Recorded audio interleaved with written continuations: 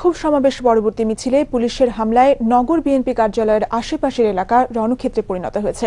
প্রায় 1 ঘণ্টা ধরে চলা এই সংঘর্ষে আহত হয়েছেন অর্ধশত মানুষ। চট্টগ্রাম থেকে নাসরুল আলমের ক্যামেরায় গোলাম মাওলা মুরাদের রিপোর্ট। সোমবার বিকেলে বিএনপি কার্যালয়ে নাসিবন ভবন থেকে বিক্ষোভ সমাবেশ শেষে মিছিল বের করতে গেলে তাতে হামলা চালায় পুলিশ। এ সময় পুলিশ ব্যাপক লাঠিচার্জ শুরু করলে বিএনপি কর্মীরাও ইট পাটকেল ছুড়ে তার জবাব দেয়।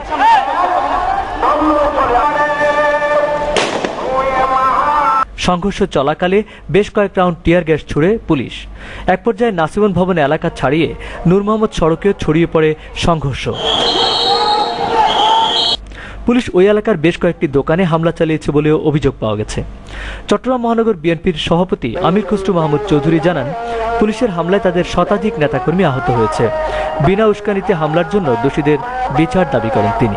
আমরা একটা শান্তিপূর্ণ মিছিল নিয়ে যাচ্ছিলাম, হঠাৎ করে গতকাল যেভাবে কোনো রকমের উস্কানি ছাড়া যেভাবে পুলিশ আমাদের উপর চালানো হয়েছে, আজকেও ঠিক একইভাবে আমাদের নেতাকর্মীদের উপর লাঠিচার্জ করেছে, আমার উপর লাঠিচার্জ করেছে, সিনিয়র নেতাদের উপর লাঠিচার্জ করেছে এবং একেবারে বেধড়ক মারধর, যে গতবার যেভাবে করেছিল গতকাল বেধড়ক মারধর করেছে। তবে পুলিশ কর্মকর্তারা বলছেন, বিএনপির মিছিল থেকেই পুলিশের উপর হামলা হয়েছে।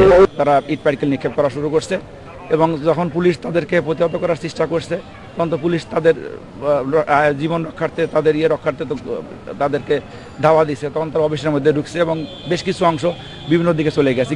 রোববার হরতালের সময়ও নাসিবন ভবনের সামনে বিএনপি কর্মীদের উপর লাঠিচার্জে অন্তত অর্ধশত আহত হয়েছিল।